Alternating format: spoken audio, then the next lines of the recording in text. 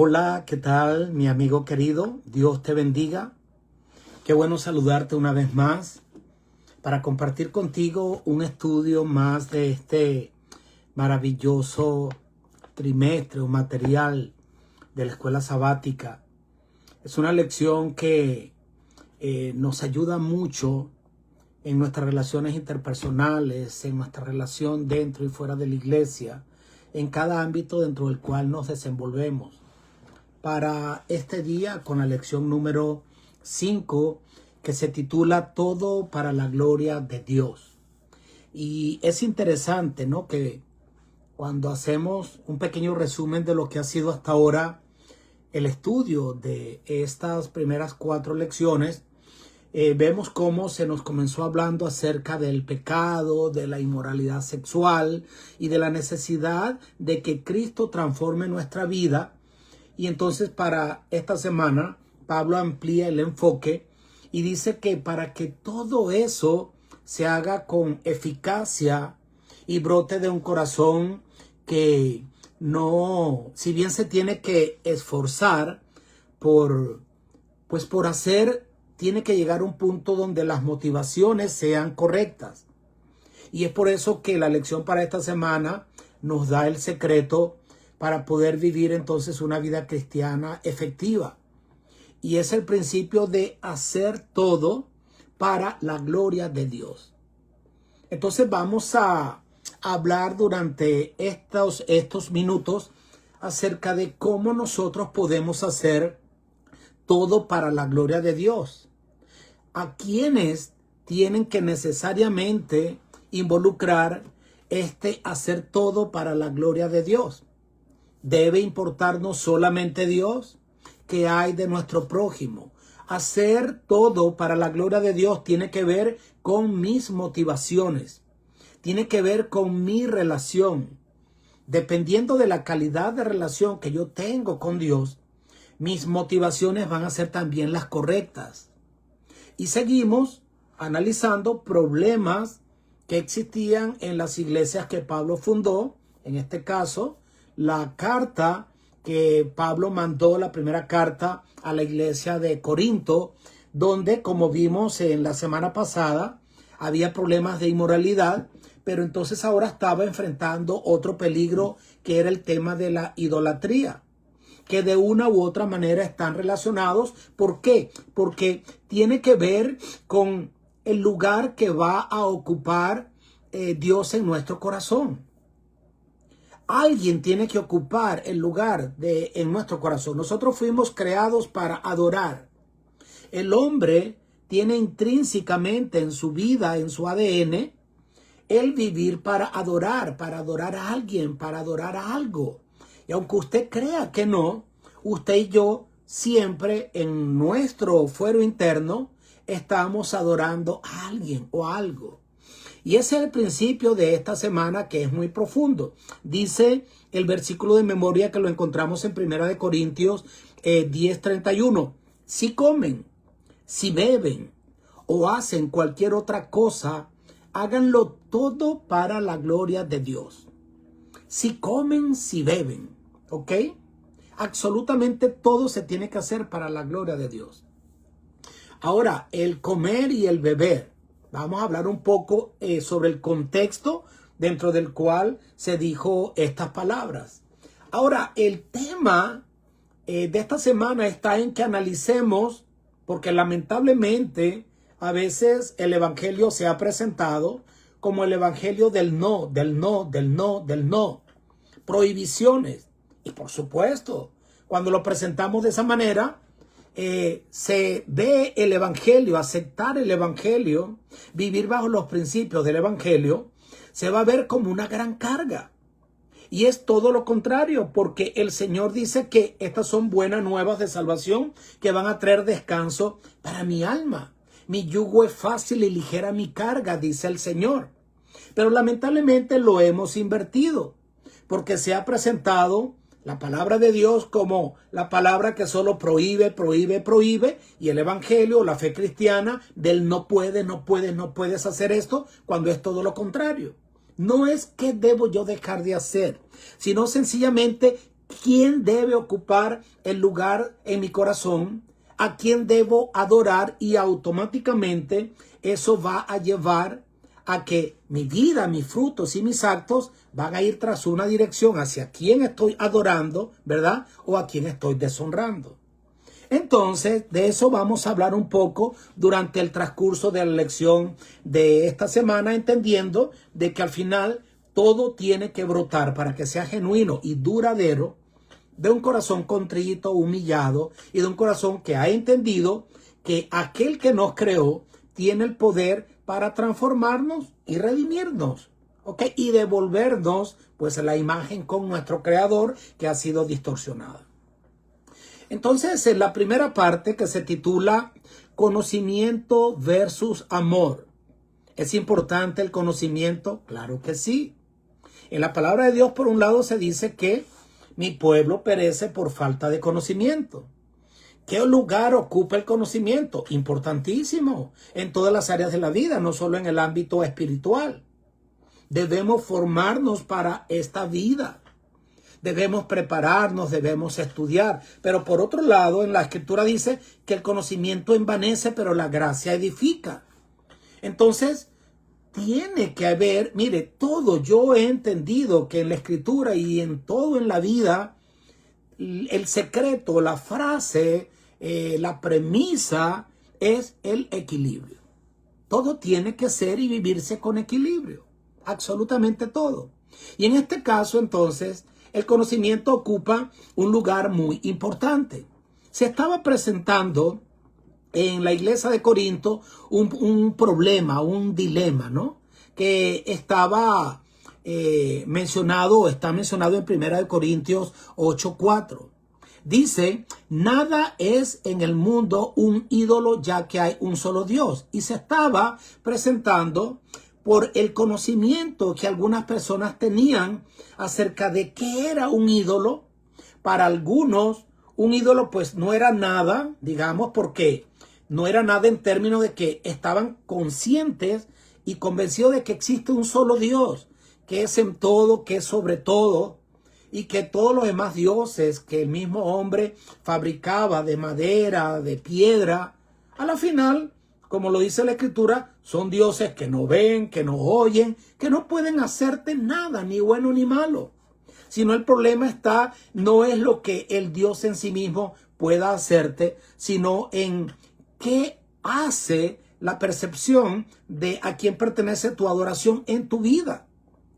Entonces se estaba presentando allí un problema donde algunas personas consideraban que comer comidas o carnes, alimentos sacrificados a los ídolos paganos, pues era normal. Es más, en los mismos sacrificios que el pueblo de Israel practicaba, sacrificaban al cordero, se derramaba la sangre, símbolo del sacrificio de Cristo, y luego pues la carne de estos animales sacrificados quedaban para los sacerdotes y ellos la vendían y la gente la comía, la vendían en los mercados.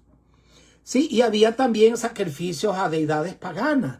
Habían creyentes que venían de una forma de vida y formación y de idolatría, que habían estado sumidos completamente en el mundo de la idolatría a otras deidades y todas estas cosas. Y se crea un dilema. ¿Podemos comer comida, alimentos que han sido sacrificados a los ídolos? Entonces allí los que tenían el conocimiento, recuerden que además en los sacrificios que el pueblo de Israel practicaba y ofrecía a Dios, estábamos hablando de animales limpios, de animales puros, de acuerdo a lo que la recomendación mosaica que se le había dado acerca de qué tipo de alimentos se debían comer. Entonces el problema no era si estos estaban o formaban parte de los alimentos considerados limpios o impuros, no, sino el problema era, es limpio, pero el problema es que como fue ofrecido a un ídolo, entonces pues yo no lo debo comer, porque está contaminado, porque esto me está asociando al comérmelo. Es como que si estuviera introduciendo dentro de mí la adoración entonces para con ese ídolo, ¿ok? Y el dilema estaba allí.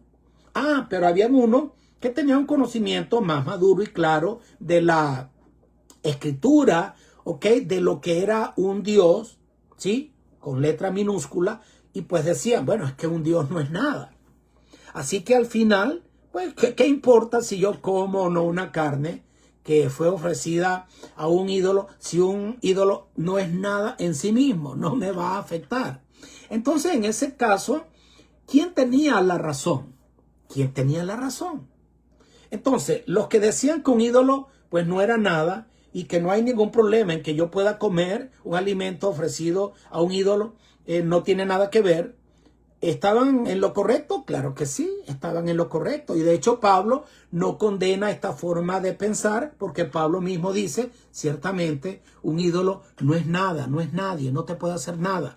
Ahora, lo que allí Pablo está condenando era la disputa que había cuando otros creían que, oye, pues sí, no me siento bien comiendo ese alimento.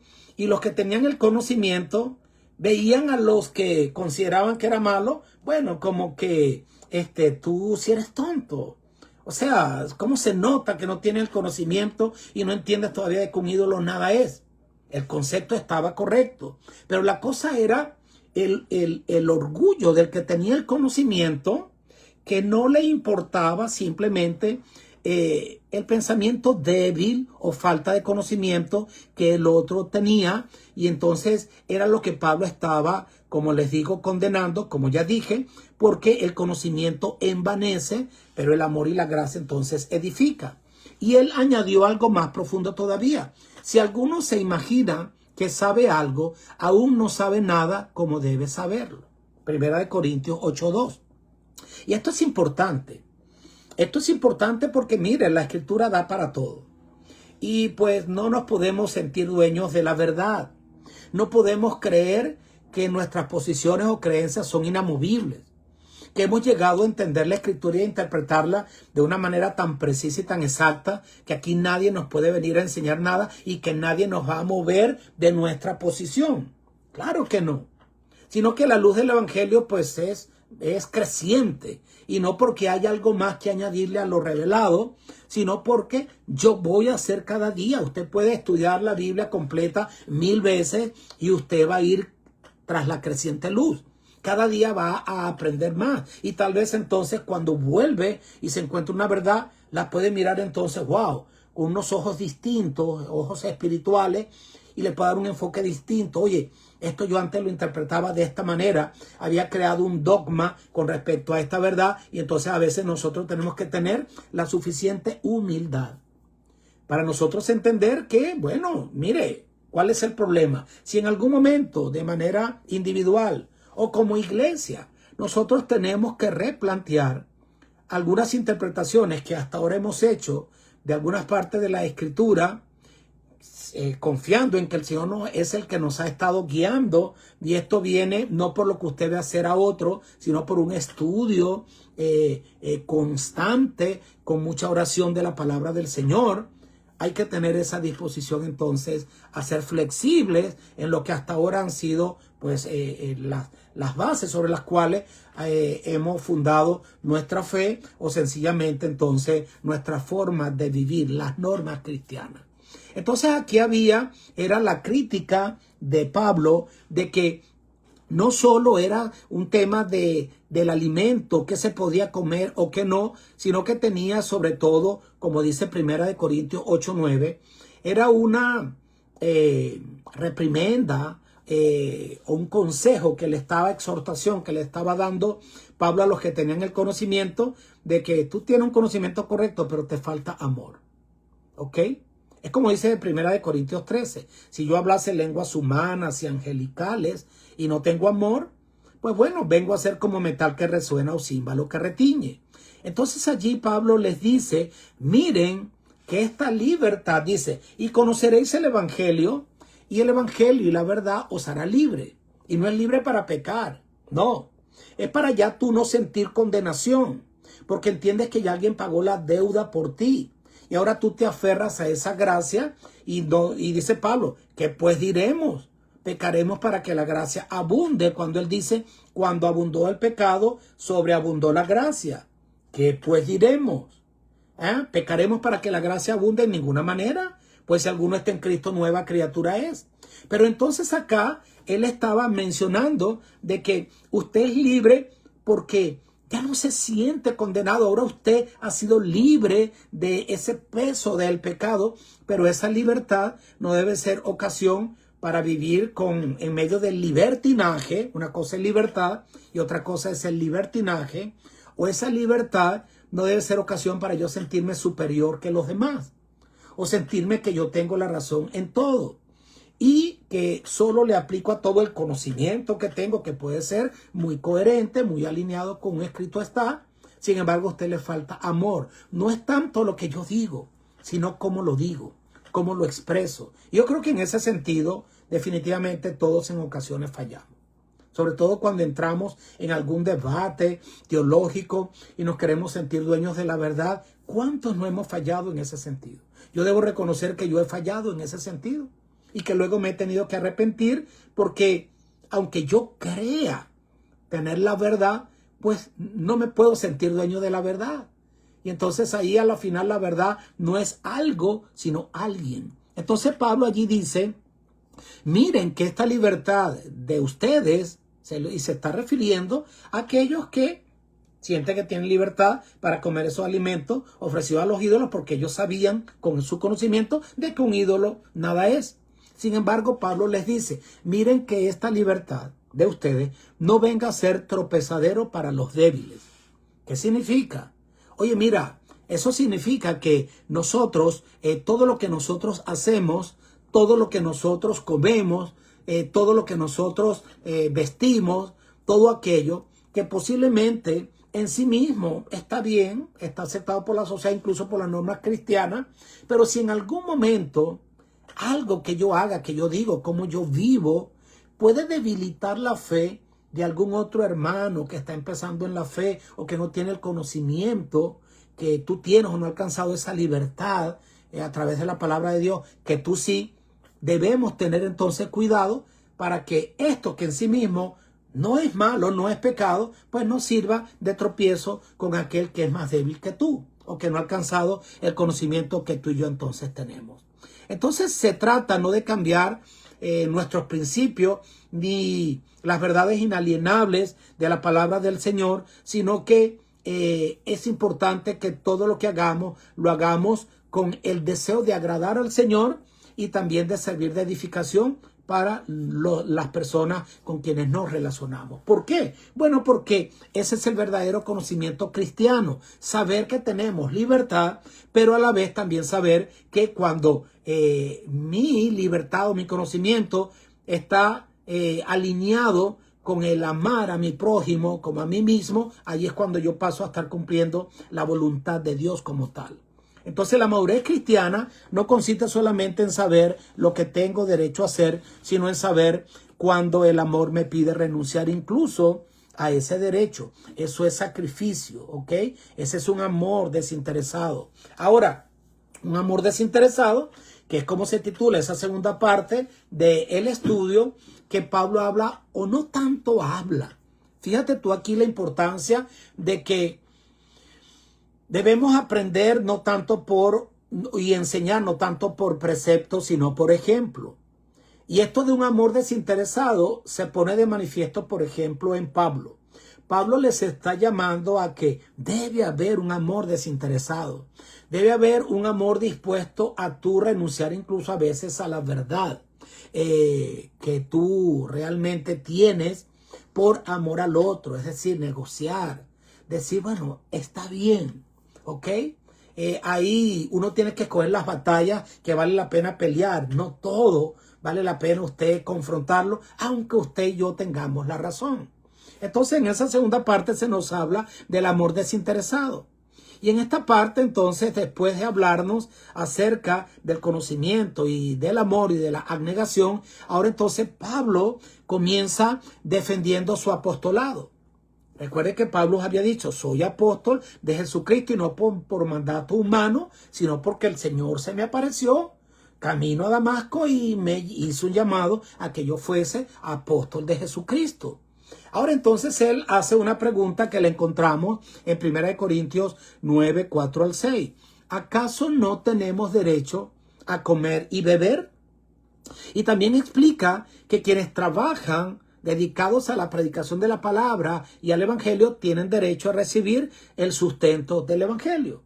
Y este es un tema pues que está muy debatido, o yo diría muy desvirtuado. Y es el tema del ministerio pastoral, ¿sí? Con el cual se le ha hecho mucho daño también a lo que es la fe cristiana, por malas representaciones y motivaciones claramente expuestas, por lo que la Biblia describe como los asalariados, como aquellos que andan es detrás del dinero a través de o a costa del evangelio. Pero entonces allí Pablo incluso en el versículo 12 dice, tenemos ese derecho, aquellos que servimos al evangelio, a la causa del evangelio, a vivir del evangelio, ¿ok? Pero también inmediatamente añade que esto no se debe convertir en un obstáculo al evangelio. Y él entonces no solo lo está enseñando por precepto, sino por ejemplo. Aunque él podía y tenía derecho a recibir un sustento financiero para y por su ministerio, en muchas ocasiones Pablo combinó lo que era, no decimos que no recibió ayuda de las ofrendas de los hermanos, sino que Pablo tuvo ese amor desinteresado. Y no digo que el que recibe o vive del evangelio lo haga por interés. Yo no soy quien. Yo estoy seguro y prefiero pensar que pues la mayoría o la gran parte de los ministros del evangelio son gente sincera. Y en la mayoría de los casos les toca vivir una vida frugal a los que sirven para el evangelio. Y créame, por lo menos me consta.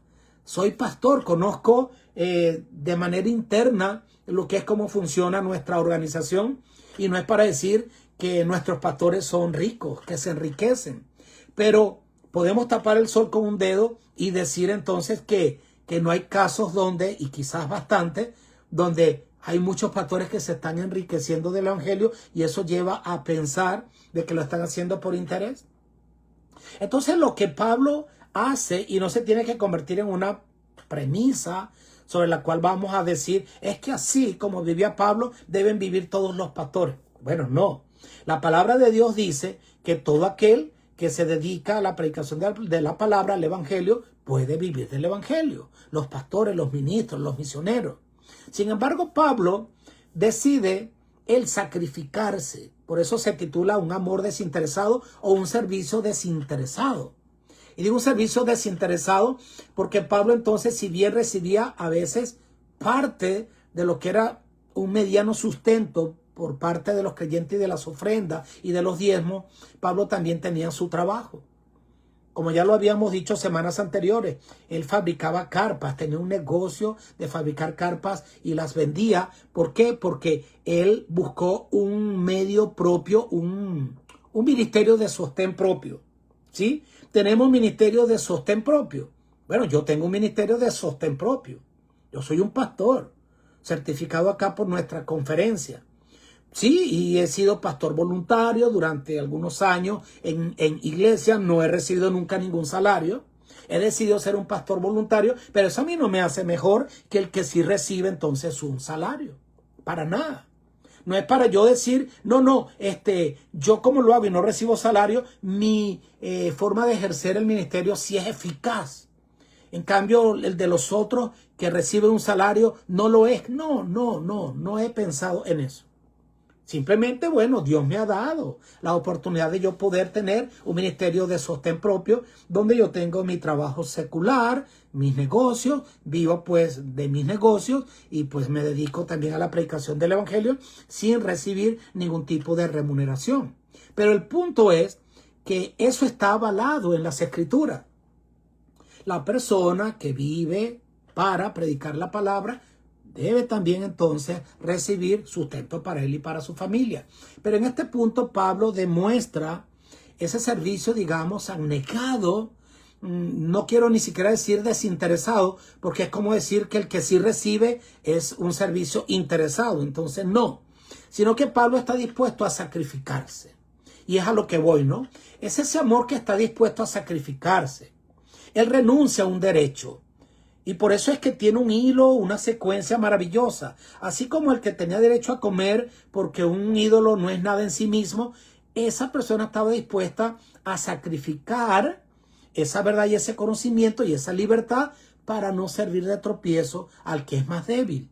Eso es entonces tener un espíritu de sacrificio por amor entonces a mi prójimo. Y eso es lo mismo que Pablo está demandándoles, pero él lo ejemplifica y lo está enseñando no solo por precepto, sino por ejemplo, porque él entonces lo concatena diciendo, por ejemplo, yo tengo derecho a vivir del evangelio.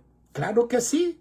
Es un derecho que tengo otorgado. Los ministros tenían que sostener un hogar, una esposa, viaje misionero de meses o años, donde entonces obviamente se tenían que llevar a la familia. ¿Y de qué iban a sostener a la familia? Pablo no se casó. Pablo, pues entendemos que su viaje misionero los hacía solo, con algún compañero, con Bernabé, que se habla de él que era una persona muy generosa, pero Pablo decide, como le digo, él dice, no quiero ser como una carga para la iglesia. No quiero decir con esto que entonces los pastores son una carga para la iglesia, porque están prestando a los pastores remunerados un servicio que merece ese sostén. Pero Pablo explica esto entonces renunciando a ese derecho, ¿verdad? Renunciando, no porque fuera incorrecto recibir, como ya dije, este beneficio, sino por determinadas circunstancias donde él quería pues que su misión no se viera afectada, porque probablemente eran iglesias nacientes que financieramente hablando estaban también debilitadas, y él decía, pues bueno, yo no quiero ser una carga para la iglesia, sino que, wow, cuán buen ejemplo el de Pablo, porque Pablo era un hombre incansable, que trabajaba tanto, que probablemente trabajaba más que cualquier otro que vivía al 100% del evangelio, y sin embargo él corría la milla extra y también le tenía que dedicar tiempo a lo que era pues su trabajo secular para sostenerse, para sostener y más bien ayudar a la causa y no depender de la causa. Así debería ser en todos los casos, vuelvo y repito, depende a qué te haya llamado el Señor y qué oportunidades Él te haya dado. Entonces por eso es que nosotros no debemos juzgar pues ni a aquel que tiene un ministerio independiente o pastoral y a la vez trabaja, como decirle, wow, mira, es que este prefiere el dinero o su trabajo secular que la causa del Señor. Ojo, cuidado con eso. Cuidado con eso. Ni el que vive de esta manera o lleva el ministerio como yo lo llevo, creer que entonces mi ministerio o el otro que recibe salario lo hace por mero interés. Hay que tener un equilibrio. Por eso digo, todo es un tema de equilibrio. Y a la final, Dios es el que conoce el corazón de las personas. ¿Ok? Y bueno, es el llamado que Pablo entonces nos invita a hacer.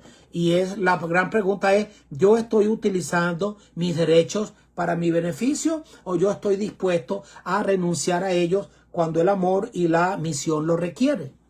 El amor desinteresado no pregunta solamente qué es lo que me corresponde, sino también puedo sacrificar para Cristo y por Cristo y para que Él sea visto y su obra avance y me puedo sacrificar. Eso debe ser lo que me mueve entonces a mí, el espíritu que me debe motivar. En la segunda parte o en la tercera parte, perdón, ahí entonces se nos dice que debemos aprender del pasado. Qué importante es esto, ¿no? Y esto nosotros debemos revisar esto a la luz de ejemplos ajenos, pero sobre todo de nuestro propio ejemplo. Es lo que significa sencillamente ver toda la historia pasada de cómo el Señor nos ha guiado, nos ha sustentado a su iglesia, a su pueblo, a nosotros mismos y aprender de la historia pasada. En esa parte se cita lo que es la historia de la travesía por el desierto, cómo Dios sirvió de bendición para este pueblo, cómo el Señor les guió con la nube, con la columna de fuego, con el maná que descendía del cielo y fueron privilegiados como pueblo del Señor. Sin embargo, ellos aún así desearon cosas malas y participaron de la idolatría y cayeron en la inmoralidad sexual a pesar de los grandes privilegios que ellos tenían. Por eso entonces en 1 Corintios 10, 1 al 8 habla de eso, y especialmente en el versículo 5 dice: no agradó esto a Dios, ¿ok? Que se olvidaran de cómo el Señor había sido con ellos. Se olvidaron de la bondad del Señor. Y entonces que debías adorar a ese solo Dios, y te fuiste tras ídolos falsos, tras dioses falsos, que nada son, que nada hacían, pero tu corazón, en el trono de tu corazón, dejó de estar el Dios que te sustentó. Y se volvieron a otros dioses, abandonando al Dios verdadero. Entonces allí Israel, a pesar de que había recibido estos grandes privilegios, cayó en este problema. Era un problema no por falta de bendiciones, ni por falta de revelación. Dios se le reveló al pueblo de Israel de mil maneras y de una manera increíble, ¿ok? Hoy por hoy nosotros tenemos otro tipo de revelación maravillosa, y quizás la mejor de todas, y es la revelación a través de Jesucristo. Las personas que vieron antes de Cristo, el Señor pues tuvo la necesidad de revelársele de otra manera, quizás bastante, poderosas exteriormente, o se exteriorizó la manifestación del Señor y los milagros que pudieron participar el pueblo de antaño, visibles de una manera clara. Quizás ahorita uno dice, ¿y por qué no hay tantos milagros? Sí, el Señor se manifestaba de una manera a través de estos grandes milagros y liberaciones y todo eso, para revelarse que Él era un Dios verdadero. Hoy por hoy no hay necesidad. Claro que existen milagros, claro que existen curaciones, milagros diarios, pero quizás ahora no tanto, porque es que ya nosotros tenemos la revelación más perfecta de Dios y de su carácter en la persona de Cristo y del sacrificio que Él hizo por nosotros. Entonces, el problema no es entonces el tema de las bendiciones, sino que recibir las bendiciones de Dios no te garantiza, eso no te debe llevar a que tú te sientas en un punto de privilegio donde te lleve a tener una falsa firmeza. Y por eso Pablo dice: el que crea estar firme, mire que no caiga, en 1 Corintios 10, 12. ¿Ok? Usted se ha entregado al Señor. Usted sabe que tiene un Dios poderoso. Sí, pero usted tiene que velar y orar, estar siempre sometido a su voluntad, vigilante. No creer entonces que usted es inamovible, y no creer entonces que todas sus opiniones son las correctas. El que cree estar firme, mire que no caiga. Y esta advertencia a nosotros también nos alcanza hoy. Nosotros debemos nunca olvidar de dónde venimos, de dónde nos ha sacado el Señor. ¿Ok? Nos ha traído de las tinieblas a su luz, y ahora nosotros tenemos la responsabilidad de ir y anunciar a aquel que puede sacar a los otros, como nos sacó a nosotros, de las tinieblas a su luz. Y no significa que seamos superiores a los demás. Somos personas que diariamente estamos necesitados de la gracia salvadora de Cristo, del sacrificio de Cristo, porque no hay justo ni a uno. Entonces la historia bíblica no fue escrita simplemente para enseñarnos sobre los errores de otros, sino para que nosotros podamos, aprender de sus errores y evitar caer en los mismos errores. Es mejor aprender de mentores que de errores. Que la historia del pasado, las historias ajenas, sirvan de mentoría. Lo que está escrito, dice la palabra del Señor: hijitos míos, estas cosas os he escrito para que no pequéis. Entonces, si hay una historia revelada, historia de muchas personas que fracasaron en distintos ámbitos de la vida, es mejor aprender de mentores, de historias que nos mentorean a nosotros, que de errores propios. Sin embargo, los errores propios los vamos a cometer, y después sigue diciendo el versículo: pero si hubiereis pecado, te va a tocar aprender por tus propios errores, pero recordando que abogado tenemos para con el Padre, a Jesucristo el justo. Entonces el pasado no debe, también servir para que el pasado nos aplaste, que el pasado nos defina. Quien nos define es Cristo, el que nos redime. Entonces, ¿el pasado es importante? Sí, pero hay momentos en el que el pasado te puede afectar o destruir. ¿Ok? Las cosas viejas pasaron, y aquí todas son nuevas, son hechas nuevas.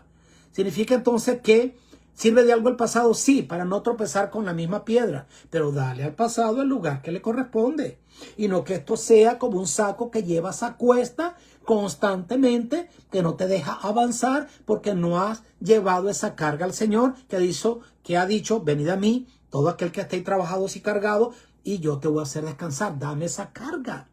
A los pies de la cruz, ven y deposítala, y ahora entonces anda que libre de la carga del pecado, porque en Cristo Jesús somos libres, no para pecar, sino libres ¿para qué? Para que el pecado, para no ser esclavos del pecado. Ahora soy esclavo, pero de Cristo, ¿ok? Por amor. Es distinto de ser esclavo por amor, ¿ok? Que usted se sienta pues esclavo de su ser querido, de su esposa, pero por amor le sirvo con corazón desinteresado, no porque sea una carga. Entonces ya en la cuarta parte, Pablo advierte contra el tema de la idolatría, ¿ok? Después de mirar la historia de Israel, que él pide que se traspole a la historia de la iglesia y nosotros a la nuestra también, entonces Pablo les dice, tengan cuidado con la idolatría. Mire, aléjense de la idolatría, no se acerquen de la idolatría, huyan de la idolatría, como lo dice en 1 Corintios 10:14. Y la razón clara es, Dios no puede compartir nuestro corazón con otros dioses, aunque un Dios como tal no sea nada, pero es que no es el problema del Dios que me tiene, sino que yo he asumido que ese Dios ahora es el que ocupa el lugar en mi corazón, ¿ok? Entonces, claro está, no se está refiriendo evidentemente a que hay que definir, y entramos a lo que es la definición de un Dios, de un ídolo. ¿Qué es un ídolo? Quizás entonces hoy día usted no se postre frente a una estatua, por lo menos pues la iglesia católica pues lo hace. Respeto a mis hermanos católicos, pero es que hay ídolos modernos, ¿sí? Que quizás no sean de cera, de piedra, de madera, pero los ídolos, la definición de ídolo, ¿qué es? Es todo aquello o aquel que ocupa el lugar que debe ocupar Dios en el trono de tu corazón.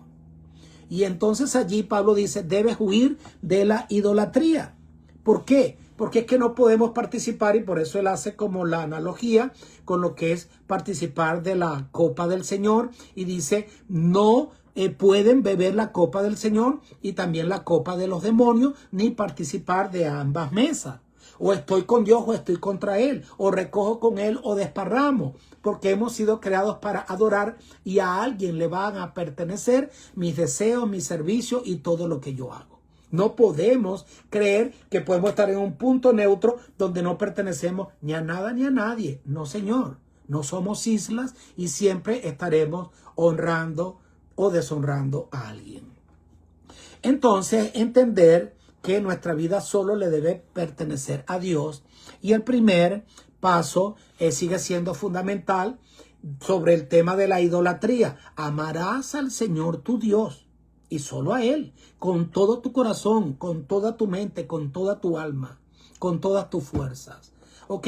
Entonces, eso significa que Dios debe ocupar el primer lugar, el lugar correcto, y eso me debe motivar para todo lo que yo hago o dejo de hacer.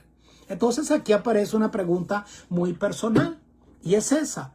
No tenemos ese tipo de ídolos, pero ¿cuáles son los ídolos modernos? Dime. Puede ser el dinero, el prestigio, el trabajo, el poder, la influencia, la apariencia, el entretenimiento, las redes sociales, incluso nuestros propios deseos, nuestro ego, se convierten entonces en ese ídolo, y cualquier cosa que gobierne nuestra vida, entonces, y sobre la cual pongamos nuestra confianza, eso se ha convertido en un ídolo. Por eso Pablo no simplemente está hablando acerca de las estatuas, sino que sobre los ídolos modernos, de los cuales él dice, debes huir, huir, huir, ¿ok? Así como huyó José. Sí, José pudo haber colocado como un ídolo el satisfacer su deseo sexual. Y cuando él tuvo la tentación con la esposa de Potifar, él huyó de ese ídolo de la complacencia propia. Y él dice que él corrió, huyó, y ella le arrancó la ropa y se quedó con la ropa, le rasgó la vestidura, pero él huyó. Y debemos huir, ¿ok? Entonces mantenernos alejados del pecado, no coquetear con el pecado. Hay una historia que ahorita se me viene a la mente, y esa historia que un querido pastor comentó una vez, que él decía que habían personas que estaban, eran digamos, postulantes para el cargo de manejar el carruaje de un rey que tenía su castillo en la cumbre de una montaña, y entonces él tenía que, la vía para ascender o descender hacia el castillo era una vía rocosa, peligrosa, y bueno, el rey estaba buscando el mejor chofer para su carruaje, ¿ok? Y entonces cuando pasa y entrevista al primero, que él va a mostrar y a decir y a hablar acerca de sus cualidades, él le dice, bueno, señor rey, mire, yo soy tan buen conductor, tengo una habilidad tan grande, que yo puedo, mire, ir con toda tranquilidad y usted confiado de que nada nos va a pasar a 5 centímetros del borde, ¿ok? Del precipicio, y tranquilo que no nos va a pasar nada. Entonces después el otro llega y dice, bueno, mire, yo soy tan bueno que yo le puedo pasar a usted pues a 3 centímetros. Yo puedo ir, mire, casi en el borde, y tengo esa habilidad. Y yo le prometo que puedo hacerlo y llevarlo incluso tan cerca del precipicio sin riesgo a caer. Y cuando pasa el tercero, él dice, bueno, señor rey, yo te quiero decir que yo voy a tratar de mantenerme tan lejos del borde como sea posible. ¿A quién cree usted que contrataron para ser el chofer del carruaje del rey? ¿Ah? Es clara la respuesta, ¿verdad? Entonces nosotros debemos mantenernos lejos de lo que es la tentación. La idolatría comienza entonces cuando alguien o algo ocupa el lugar del Creador, ¿sí? Y la verdadera libertad comienza cuando nada ni nadie ocupa nuestro corazón en ese lugar que solo le pertenece a Dios. Entonces allí tenemos precisamente el ejemplo de el joven rico. El joven rico lo detalla la escritura que, wow, Jesús lo vio y vio en él, no, mire, pues lo amó y vio en él madera fina, vio en él alguien, un candidato para el discipulado. El joven rico se perdió la oportunidad de ser uno de los discípulos, bueno, quizás hubiese sido en lugar de Juan, o quizás Juan también, pero hubiera sido quizás el discípulo más joven entre los discípulos y hubiera pasado a la historia. Y pasó a la historia, pero qué lástima, como una persona que, bueno, servía al Señor porque era un religioso, pero en su corazón quien dominaba y reinaba eran las riquezas. Y cuando el Señor le dice, ve y vende todo y dalo a los pobres y ven y sígueme, ¿sí? Entonces más pudieron las riquezas que el deseo de seguir y servir al Señor. ¿Son malas las riquezas? Claro que no. Por supuesto que no. El Señor dice, yo deseo que tú seas prosperado en todas las cosas, pero así como prospera tu alma. El problema no es tener riquezas. El problema es cuando las riquezas nos tienen a nosotros. ¿Ok? No podemos servir a dos señores, servir a Dios y servir a las riquezas. Y eso no es una condenación para con el que tiene riquezas, sino es una advertencia para que la riqueza no te someta, no te tenga a ti, y entonces ellas sean las que ocupen el lugar en el trono de tu corazón, porque tiene que ser Dios el que ocupe el lugar en tu corazón. Entonces, ¿cómo nosotros podemos vencer esto? En la última parte donde Pablo dice, ¿y cómo se vence entonces la idolatría? Vuelvo y repito, la idolatría se trata de quién ocupa el lugar en tu corazón. Por eso, como dije al principio, se desvirtúa el evangelio cuando nosotros predicamos y presentamos el evangelio como el no hacer, no hacer, no hacer, no hacer, no hacer. El evangelio del no. Cuando el evangelio debe ser el evangelio del sí. Porque a veces hablamos más del demonio y del poder del mal que del bien, si el poder del bien es muy superior, infinitamente superior al poder del mal. Porque entonces no exaltamos más a Cristo, su gracia, su poder, su amor. Hablamos a veces de lo malo, de lo malo, de lo malo, de lo que no podemos hacer, cuando el cristiano tiene tantas cosas para hacer. ¿Por qué tenemos que ver o presentar el evangelio como algo que te vas a restringir y te va a quitar libertad y vas a ser infeliz, cuando el evangelio lejos está de ser esto? Lo dice la palabra, conoceréis la verdad, abrazarás el evangelio y vas a ser verdaderamente libre. Porque ya no vas a ser esclavo del pecado. Ya no te va a poseer ni tus pasiones te van a dominar para satisfacer y hacer lo que te dé la gana. Todo me es lícito, pero no todo me conviene. Sí, haz lo que quieras, dice la palabra del Señor. Él nos da libertad. Bueno, pero recuerda que eso va a traer su consecuencia y de todo lo que haga vas a tener que dar cuenta al Señor. ¿Ok? Entonces, ¿cómo se vence la idolatría? Si se trata que la idolatría tiene que ver con quién ocupa el lugar en tu corazón. No es tratando de vencer las cosas malas con nuestra propia fuerza. Claro que yo me debo esforzar. Claro que el ejercicio de mi voluntad también debe operar. Pablo decía, yo me restrinjo. Yo pongo mi cuerpo en servidumbre. ¿Ok? Porque sí, porque es que yo no puedo permitir que el pecado me domine. Sí, pero con nuestra fuerza no podemos vencer. Como le digo, eso no dura. Porque es que ya hay en mi ADN y en mi naturaleza pecaminosa una tendencia hacia el mal más que hacia el bien. Así vengo. En pecado me concibió mi madre. Entonces, ¿cómo yo venzo el pecado? ¿Ah? ¿Con quién? Con Cristo, que es el que venció el pecado. Con su sangre, que es la que me limpia del pecado. ¿Cómo yo venzo la idolatría? Si la idolatría consiste en que quien ocupe un Dios falso, el lugar que debe ocupar el Dios verdadero en tu corazón, bueno, entonces no es tanto no haciendo, sino más bien quién es con el que tú te vas a relacionar. No es intentando dejar de hacer, sino haciendo. La idolatría se vence cuando nosotros entonces nos sometemos al Señor. Y nosotros nos sometemos al Señor por amor. Nos sometemos a Él cada mañana cuando le busco, cuando estudio la palabra, cuando paso tiempo con Él, cuando incluso no es pasar tiempo con Él, Él ocupa todo mi tiempo. A donde quiera que voy, cuando trabajo, cuando hago lo que hago, espiritual, religioso o secular, Él está conmigo. Ya no vivo yo, vive Cristo en mí. Y ahora Él es entonces la tendencia. Él es quien domina todo en mi vida. Entonces la idolatría se vence de esa manera. Cuando vencer la idolatría es buscar no tu propio bien, sino más bien el bien de los demás, como lo dice 1 Corintios 10, 24. ¿Ok? Entonces por eso dice acá, y traemos de vuelta el versículo de memoria de esta semana. Si comen o beben o hacen otra cosa, háganlo todo para la gloria de Dios. ¿Ok? Entonces, ¿qué debe dominar cada una de mis acciones o de mis omisiones? ¿Ok? Hay pecado de comisión y de omisión. ¿Qué debe motivar lo que hago y lo que no hago? Siempre decir, esto agrada al Señor. Esto Él lo aprueba. Esto Él lo avala, esto Él lo haría. Él me acompaña en esta transacción. Él está conmigo y me está diciendo así es. Y lo que hago lo estoy haciendo producto de que Él opera en mí, tanto el querer como el hacer.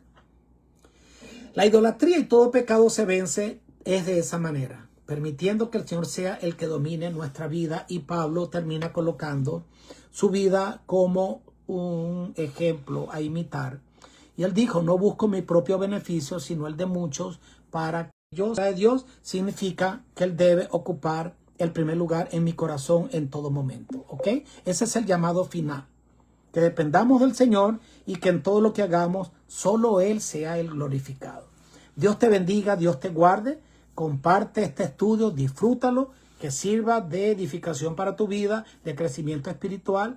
Yo con mucho gusto y cariño te lo comparto porque yo he sido beneficiado, ¿ok? Y de gracia he recibido y de gracia tengo que dar. Dios te bendiga. Feliz día. Chao.